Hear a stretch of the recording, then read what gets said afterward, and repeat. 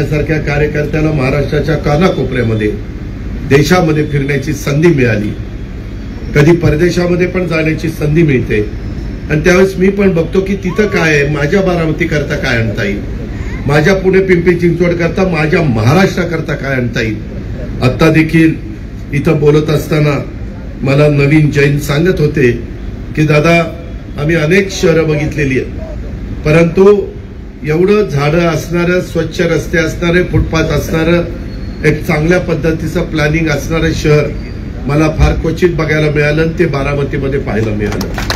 म्हणजे त्यांनी फारच मला चढवलं, त्यांनी चंदीगडचीच उपमा दिली। अरे चंडीगढ़ में भी ऐसा नहीं है दादा, इसमें है। ठीक आहे, त्यांचा तो अधिकार आहे, त्यांनी काय सांगावं।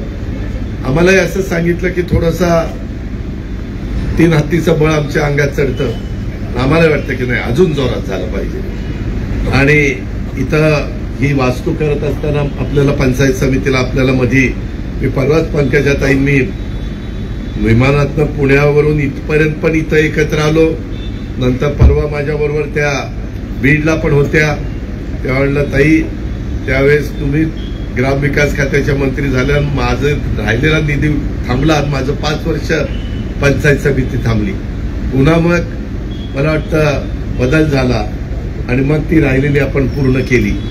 बारामतीमधली एक आदर्श वास्तू पंचायत समितीचे म्हणून हिच्याकडे बघितलं जातं, तिथं काम पण तसंच व्हावं, व्हिडिओकडनं तशीच अपेक्षा आहे। पुढं पंचायत समितीमध्ये येऊन बारामतीकरांचं नेतृत्व करणाऱ्या सभापती उपसभापतीकडनं पण